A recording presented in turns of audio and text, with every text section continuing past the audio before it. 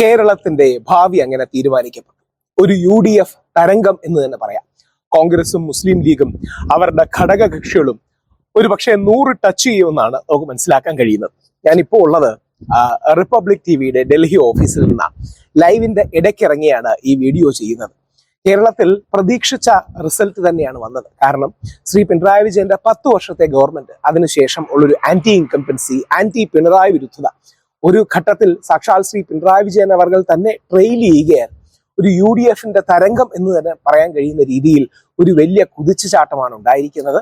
അത് കേരള ജനതയുടെ വിജയമാണ്. ഈ വിജയം UDFന്റെ മാത്രം വിജയമല്ല, കേരള ജനതയുടെ വിജയമാണ്. ഒരു മാറ്റത്തിന് വേണ്ടിയുള്ള ഒരു ജനതയുടെ ആഗ്രഹമാണ്.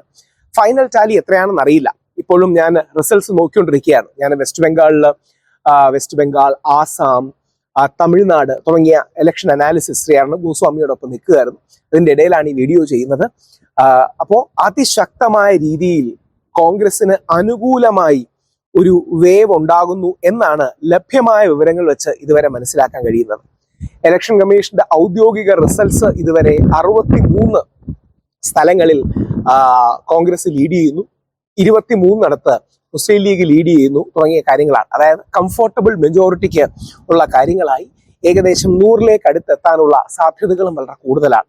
ഇത് കേരള ജനതയുടെ വലിയൊരു വിജയമാണ്. കോൺഗ്രസ് ജയിക്കാനുള്ള പ്രധാന കാരണങ്ങൾ എന്തൊക്കെയാണ് എന്നാണ് നമ്മൾ നോക്കുന്നത്.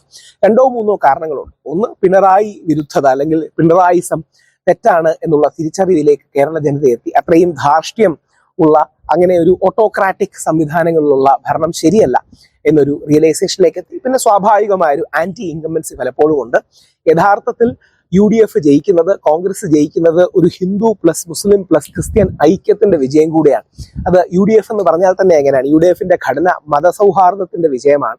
വ്യത്യസ്ത സമുദായങ്ങൾ വളരെ ആക്റ്റീവായി പ്രവർത്തിച്ചുകൊണ്ടാണ് അത് മുമ്പോട്ട് വരുന്നത്. നമ്മൾ മുമ്പും അനലൈസ് ചെയ്തിരുന്നത് പോലെ ലഭ്യമായ വിവരങ്ങൾ വെച്ച് ക്രിസ്ത്യൻ മുസ്ലിം കമ്മ്യൂണിറ്റീസിന്റെ 65 മുതൽ 70% അല്ലെങ്കിൽ 60 to 70% വോട്ട് ചെയ്താൽ മാത്രമാണ് ഇത്രയധികം സീറ്റ്സ് കോൺഗ്രസിന് കിട്ടുക.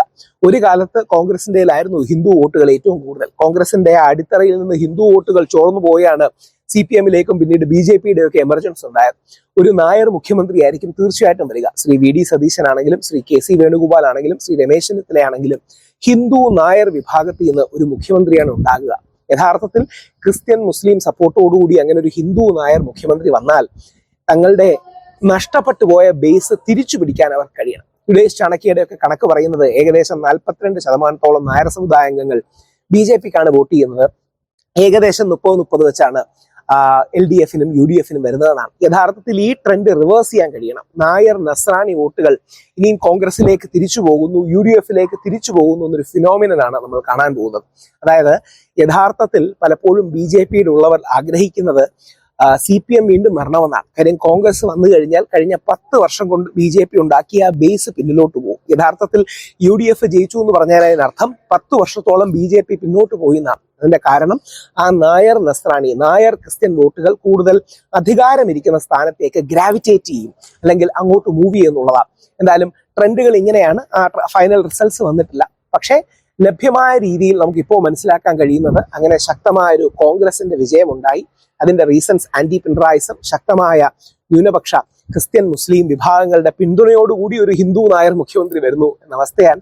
ഇത്തരം വിഷയങ്ങൾ സത്യസന്ധമായി തിരിച്ചറിഞ്ഞ് കോൺഗ്രസ് പോരാടിയാൽ മാത്രമേ ഇനി വരുന്ന ഇലക്ഷനിലും കോൺഗ്രസിന് നഷ്ടമായ ആ ഹിന്ദു വോട്ടുകൾ, ആ ഹിന്ദു സ്പേസ് ആണ് കോൺഗ്രസ് കൺസോളിഡേറ്റ് ചെയ്യേണ്ടത്. ആ സ്പേസ് ആണ് മഹാത്മാഗാന്ധി കൺസോളിഡേറ്റ് ചെയ്യുന്നത്. അത് കോൺഗ്രസ് മറന്നുപോയി എന്നുള്ളതുകൊണ്ടാണ് ഉത്തരേന്ത്യയിലും ഞാനിപ്പോൾ നിൽക്കുന്ന ഡൽഹിയിലും അടക്കം കോൺഗ്രസ് നിലം തൊടാത്തത്. അപ്പോൾ ആ വോട്ടുകളെ കൺസോളിഡേറ്റ് ചെയ്യാൻ രാഷ്ട്രീയ സത്യസന്ധതയും സാമുദായിക സത്യസന്ധതയും ആവശ്യമാണ്.